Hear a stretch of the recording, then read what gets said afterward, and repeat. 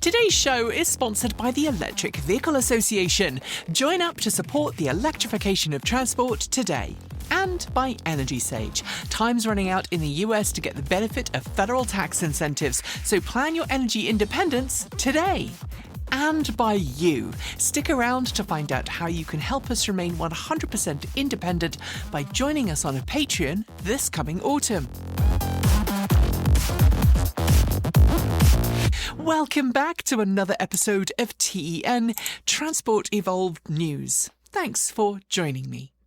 For more than 40 years, protectionist barriers have made it difficult for European cars to be sold in the US and vice versa.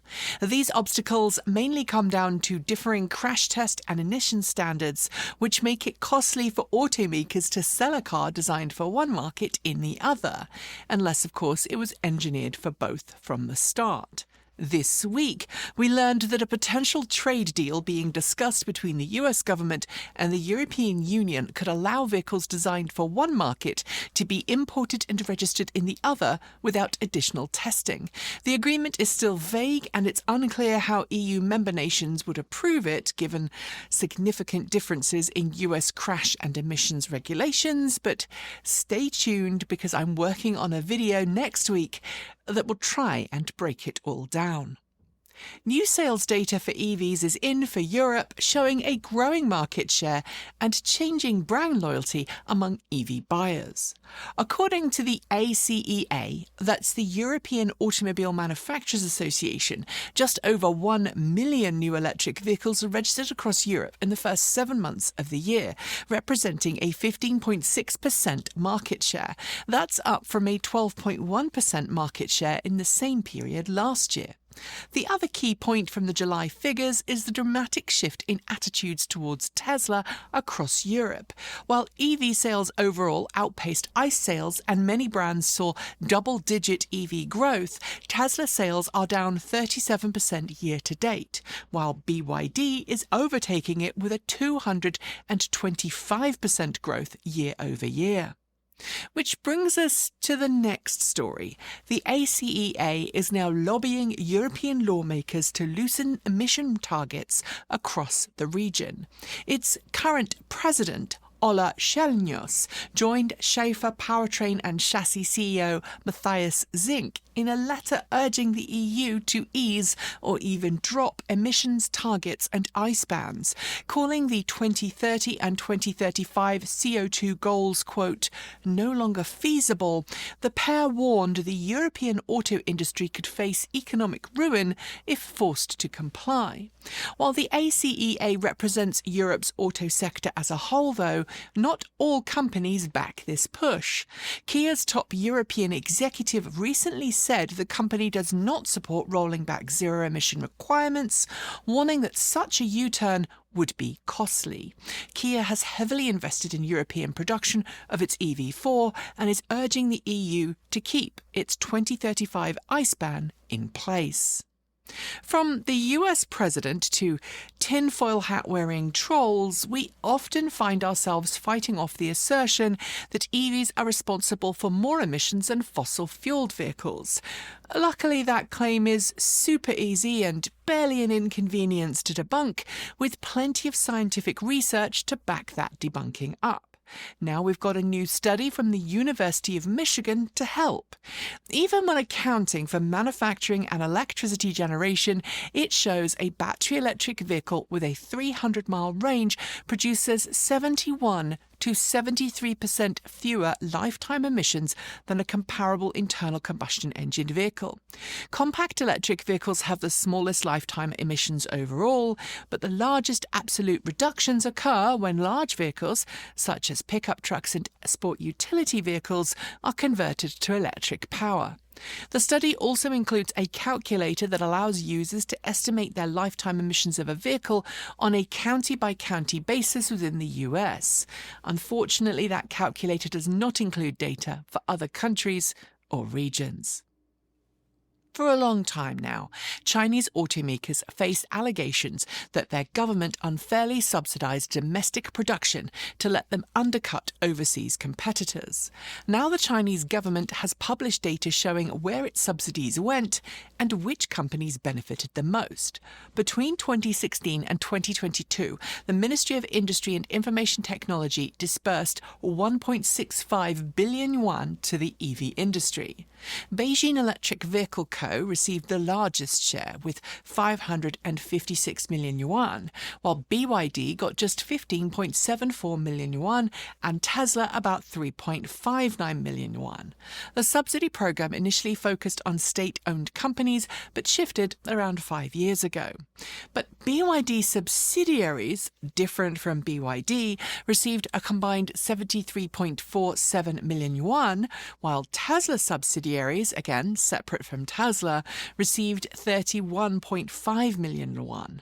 Leap Motor, the only startup to receive aid so far, got 2.76 million yuan. So, yes, the Chinese government has and does subsidize its EV revolution, just not necessarily the way many assumed. Italian energy company EnelX, many of which you might remember as the company that acquired charging station manufacturer eMotorworks, has been fined €2.3 million in Italy for abusing its market position.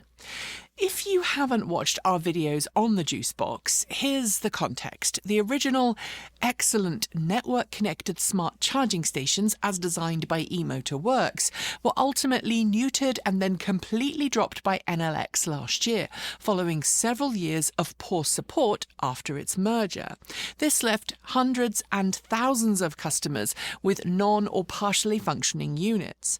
Italy's antitrust authority has now launched an investigation into EnelX and its subsidiaries for different reasons and found it engaged in margin-squeezing practices in the fast charging business, aimed at blocking competitors from the marketplace. EnelX has acknowledged the findings but rejected the conclusions, stating it intends to appeal the decision and the fine. I don't really buy the whole karmic justice thing, but I, and I'm sure many other juice box owners, probably have no sympathy left for this particular brand.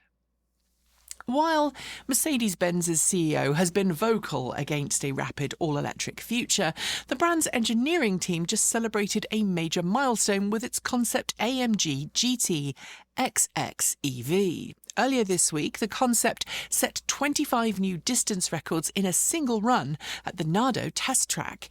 Unlike many recent range records, it averaged 300 kilometers per hour, about 186 miles per hour, covering 40,075 kilometers, around 24,845 miles in just 7 days, 13 hours, 24 minutes and 7 seconds.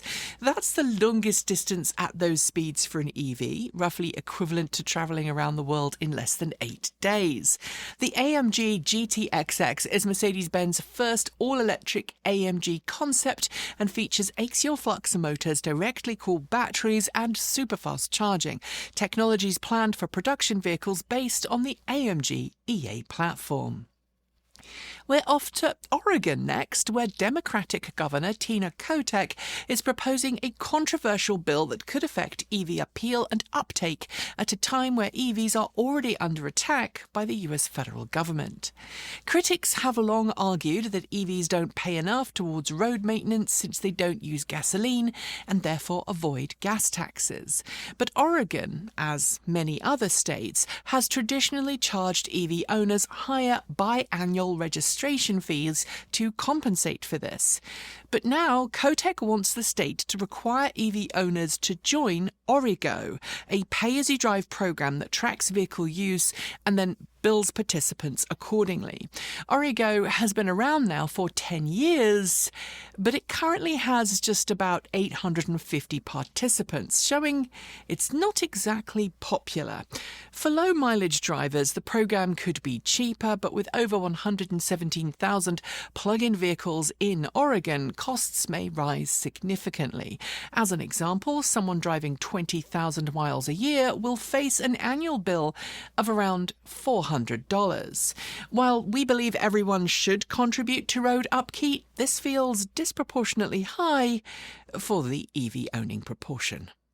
We know that current US government is no fan of renewable energy, or rather, the current White House and those placed into government roles by the occupant of said White House. But new data from the US Federal Energy Regulatory Commission shows that through May, the amount of new solar and wind generation projects added to the US grid made up 91% of all new generating capacity.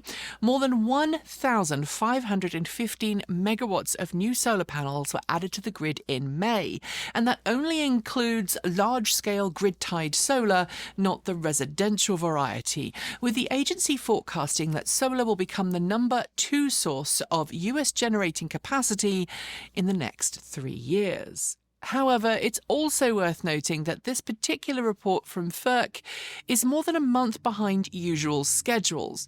And since the president's actions to dismiss the expansion of renewable energy generation, the agency seems to be undergoing some not great changes internally.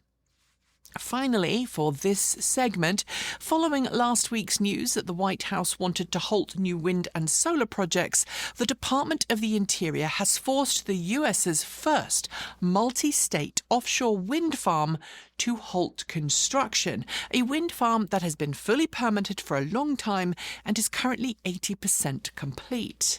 Enter Revolution Wind, a 704-megawatt farm off the northeastern coast.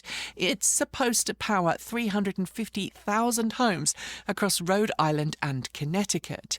Instead, it's frozen over a stop-work order supposedly needed for national security reasons. Developed by Ørsted and BlackRock Global Infrastructure, the regional grid operator ISO New England, which manages electricity across 6 states, warns that this halt in construction threatens grid reliability. Seriously, a fully approved, mostly built project is now stuck because of questionable and patently false claims about national security that nobody has actually substantiated. And yes, some US cabinet members, including Robert F. Kennedy Jr., have been making absurd claims this week about turbines killing whales. So don't expect this one to be resolved anytime soon. The oil industry and President I can't apply concealer want nothing more than to see the world burn while they sit on piles of money that would make Scrooge McDuck blush and Schmaug rage with envy. But hey, if you want to help stabilise your own grid while the government dithers, you should totally check out today's video sponsor, Energy Sage.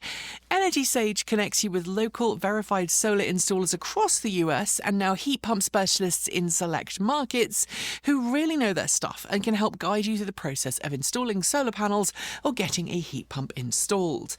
Not a homeowner? No worries. Energy Sage can still help you green your electricity by helping you join a community solar program. We used Energy Sage ourselves when looking for installers willing to put solar panels on the roof of our home, and their verified pros were knowledgeable and even introduced us to a great credit union that allowed us to finance the project with low monthly payments. As I'm sure many of you now know, HR1 is US law, and all incentives for solar, including savings of as much as 30% through the federal tax credit, will disappear very soon. Solar projects take time, and if you want to lock in those savings, you really do need to act right now, because otherwise you'll lose out. Time is running out. Follow the links below to sign up for Energy Sage's free, no-obligation service and get the ball rolling today. And if you choose an Energy Sage installer, we'll also receive a small referral fee, so you'll be helping the channel out too. Help the grid get greener, save money, gain energy independence, and support this channel? It's a win-win-win-win. We are off to recall reminders now, and as a reminder, full details of those recalls are on our website if they affect you. Mercedes-Benz is recalling certain 2023 through 2026 EQE models to address an issue with a loose steering bolt. Affected vehicles will be fixed under warranty. Mitsubishi is also recalling some Outlander plug-in hybrids made between 2018 and 2022 to address faulty gas springs on the rear rear tailgate. Again, owners will be notified. And that's it for your recall reminders. Now off to our news shorts. As usual, you'll find links to the covered stories on our website at www.transportevolved.com. The US IRS has updated its guidance on EV tax credits. The tax credits due to expire at the end of September. Provided you have paid a deposit and signed purchase paperwork on an EV by the end of the month, you will be allowed to claim those tax credits even if you don't pick up the car by the end of September. FirstBus in the UK has confirmed its new large static battery storage facility will enter into operation next month in Hampshire. It can store enough energy to charge its local fleet of electric buses. Shell has launched a new EV charging network in Europe dedicated to heavy-duty trucks. It will be made up of existing Shell recharge sites, private charging points, depots and third-party locations.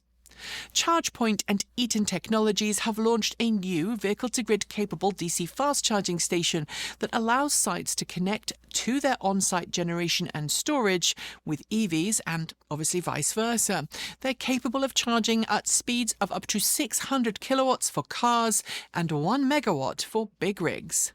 Hyundai has started teasing its latest concept car, a car that previews the upcoming Hyundai Ioniq 2 EV.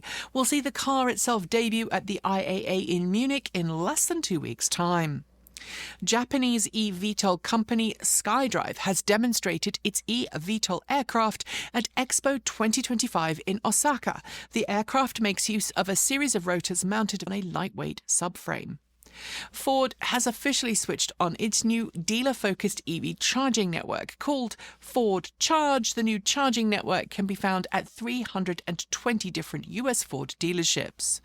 The Beaverton School District in Oregon has become one of the first in the US to welcome repowered school buses to its fleet. Converting from diesel to electric is about 1/2 of the cost of a new electric bus. Nissan has confirmed that it plans on launching its own all-electric version of the Renault Twingo in early 2027. We don't know much, but we do know the name, the Nissan Wave. A new battery research project has kicked off in Europe called HiMetBat. Its aim is to support the transition away from current lithium-ion cell chemistries to new, resource-efficient ones, such as sodium-ion. UTA Edenred has extended its public charging to eCharge product to more countries across Europe, including Switzerland, the UK and northern Scandinavia. It offers a one-stop, one-payment solution.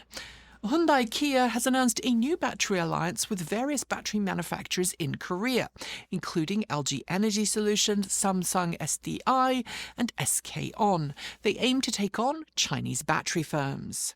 Mitsubishi Fuso, Foxconn, Foxtron and MFBM have signed a memorandum of understanding in Japan to deploy a range of new battery electric buses for use in the country. They will start by using existing electric Foxtron models. German company Compleo, which makes a range of DC fast charging stations, looks as if it's about to make some sizable job cuts at least 2 of its facilities. The brand is said to be in poor financial health. AI robotics driving company Neuro has just closed its Series E funding round with a total investment equivalent to $203 million. It plans to advance its AI driving tech and commercial deployment. BYD has officially opened its first ever all-terrain circuit designed exclusively for new energy vehicles, that's plug-in hybrids and EVs. It aims to offer an off-road adventure playground for the cars. Opel has revised its plans to become an all-electric brand by 2028. Part of the Stellantis group, the brand now says it wants to adopt Stellantis' multi-energy strategy instead. A UK consortium made up of Jaguar Land Rover, Libat Recycling, WMG at the University of Warwick and Mint Innovation have secured £8.1 million to scale a new demonstration battery recycling programme for end-of-life EV cells. It will last for 3 years. As part of its continuing strategy to avoid import tariffs on Chinese-made models to Europe, BYD has begun to ship EVs made in Thailand to the region. It's part of a longer-term strategy strategy to expand its Southeastern Asian factory presence. The UK government's tax arm, the HMRC, has announced a new plan to split the reimbursement rates for EV owners using electric company cars. Reimbursement amounts will vary depending on if you charge in public or at home. Peugeot has revised its E308 family for the new model year, adding a new longer-range battery pack in the UK. The new range-topping model offers up to 281 miles of range on the WLTP test cycle. A new website has launched in Europe called China EV Marketplace. It allows European customers to buy road-legal EVs and plug-in hybrids direct from China and have them delivered to them with customs clearance. Maruti Suzuki has started official series production of the e-Vitara at its new production line in Gujarat. Vehicles will be made for both the domestic Indian market and for export to other countries. Porsche has confirmed that its second PPE-based car, the Porsche Cayenne EV, will be launching with a maximum DC fast charging rate of up to 400 kilowatts. It will be previewed at IAA next month. Researchers at the Helmholtz Institute in Berlin have demonstrated a new storage mechanism for sodium-ion batteries that could lead to faster deposition of sodium ions, which translates to a faster quick-charging experience. SAIC brand MG Motor has confirmed that it plans on launching up to 13 new electrified models over the next 2 years, but that includes EVs, extended-range EVs and plug-in hybrids. Toyota has revealed details for its refreshed BZ4X in the US. Renamed to the Toyota BZ for this year, it gets a lower sticker price and offers improved battery pack and spec over the outgoing year. After Chevrolet took its gasoline-powered ZR1 and ZRX to the Nürburgring in Germany to beat the track record set by the Ford Mustang GTD, Ford went back to one-up its rival, setting a new record of 6 minutes and 48.393 seconds in the all-electric Ford Supervan 4.2. Sabine would be proud. Napoleon Reyes, a former Tesla Model Y manufacturing specialist, has been given a new job at Slate Auto, where he will help the automaker ramp up production preparation for its low-cost all-electric truck. Porsche has confirmed this week that it's abandoning its plans to make EV battery packs in-house. After rumours last week, the brand confirmed Cellforce, its battery firm, will focus solely on R&D. Premium electric bicycle firm Rice & Muller has announced it will pause all e-bike shipments to the US, stating that steel and import tariffs will make it almost impossible to sell its bikes at a profit. A team of researchers at Brown University who published data linking anti-offshore wind groups to oil company interests have been threatened with complete university defunding. The threats come from various law firms who say the university must erase its research or else. Rivian CEO RJ Scaringe said this week that hands-off point-to-point driving will be coming to equipped Rivian vehicles in late 2026. He made the claims on a recent Inside EVs podcast. Electrovaya, a lithium-ion battery specialist, has announced it's entered into a commercial supply agreement with Janus Electric Holdings in Australia to supply battery packs to convert Class 8 diesel trucks to electric. The contract's value has not been disclosed. Ford has confirmed that its all-electric Puma Gen E will be the first all-electric car to receive the full UK electric vehicle grant of £3,750. It will be cheaper than its petrol sibling. Lamborghini's CEO went on the record this week to confirm that while the brand could make an electric car, it won't, because he said his customers only want V12s and V8s. He's thus decided to cancel the brand's planned EV production. France has officially confirmed it will reintroduce its subsidy program for EVs. From the end of September, lower-income households will be able to get reduced lease deals to help them go electric. And finally, for the news shorts, after complaining for some time that gear shifts were unnecessary and pointless in EVs, Porsche now seems to be signalling that it might be about to offer pseudo-gear shifts after all. In a recent report by The Drive, the brand confirmed it's interested in making fake gear shifting and fake gear shift noises. And those are your news shorts. There will be more next week. Before we get to our final two stories, I want to take a moment to talk directly to you. For 15 years now, Transport Evolved has been bringing you independent news about cleaner, greener, safer, smarter and more equitable transportation. 10 of those years have been here in the US, and through it all we've stayed true to our mission, covering stories that matter even when bigger outlets pass them by. But the truth is, we can't do it without you. We're not backed by corporations or big production budgets. We are a tiny team, just 3 full-time and 1 part-time member, working hard to bring you content every week. And like so many other creators right now, we're feeling the squeeze. Costs keep rising while YouTube ad revenue keeps falling. Every single Patreon pledge makes an enormous difference to keeping this show alive, and that's why during September and October we're holding a special pledge drive. By joining us on Patreon for as little as $1.50 US a month, you'll not only keep Transport Evolved going, but you'll be part of the community that sustains independent journalism.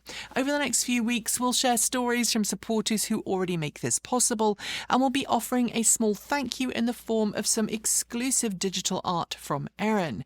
And this Tuesday, we're going to kick things off live at 11 a.m. Pacific with Liv and Patrick from the Electric Duo. If you've been watching and thought about supporting us, now is the perfect time to do so.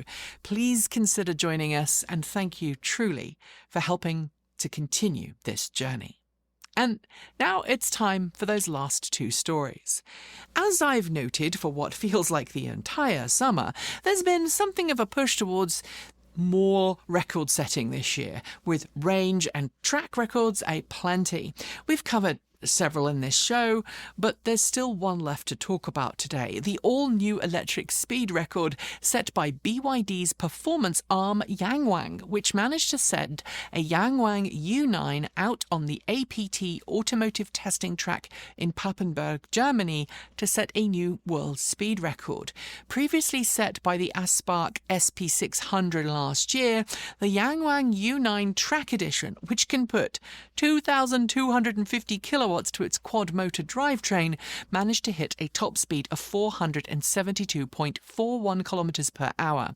That's 293.542 miles per hour, or if you prefer, a little bit faster than the Eurocopter X3, a lot faster than the Rimac Nevera, a Formula One car, and yes, even most bullet trains. At this point, I could make plenty of Yangwang jokes, at least according to the Brits in the audience, but I won't. And finally, I've been driving and covering electric vehicles for 19 years now, and in that time, I've heard just about every excuse for not going electric. But this week, a new one popped up online that honestly stopped me in my tracks: the state of the average American garage. According to a Michigan-based research firm called Telemetry, 1/3 of American homes with garages are so full of stuff you couldn't possibly park a car inside. And by extension, the argument goes, many people simply overlook EV ownership because they worry about not having a secure place to plug in at night.